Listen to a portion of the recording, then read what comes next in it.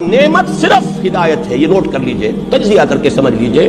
کوئی شے نعمت نہیں ہے، کوئی شے، نہ اولاد نعمت ہے، نہ صحت نعمت ہے، نہ دولت نعمت ہے، نہ اقتدار نعمت ہے، اگر ہدایت ساتھ نہ ہو۔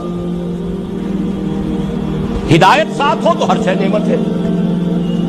صحت ہے، ہدایت بھی ہے، کیا کہنے ہیں، خیر کے کام آپ کریں گے، زیادہ محنت کریں گے، بھاگ دوڑ کریں گے، اور اگر صحت ہے اور ہدایت نہیں ہے تو زیادہ رنگ رلیاں منائیں گے، زیادہ عیاشیاں کریں گے، زیادہ بدماشیاں کریں گے، زیادہ فساد پھیلائیں گے۔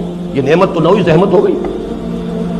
دولت ہے، ہدایت ہے، ابو بکر صدیق بنیں گے، ان کے نقش قدم پر چلیں گے، عثمان غنی کے نقش قدم پر چلیں گے۔ دولت ہے اور ہدایت نہیں ہے تو کیا بنیں گے؟ قارون بنیں گے،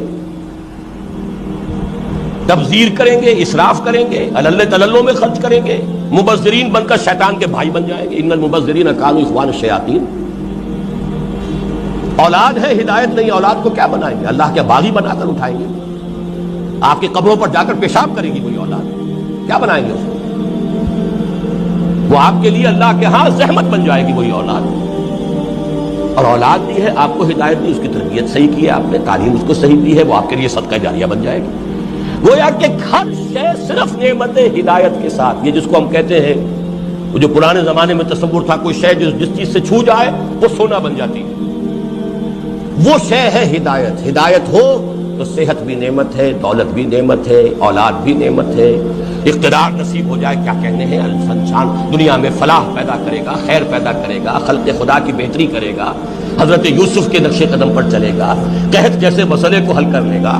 لیکن یہ کہ اقتدار ملا ہو اور ہدایت نہ ہو تو پھر انسان فرعون بنے گا، نمرود بنے گا، اپنا بھی بیڑا غرق کرے گا، پوری قوم کا بھی بیڑا غرق کرے گا۔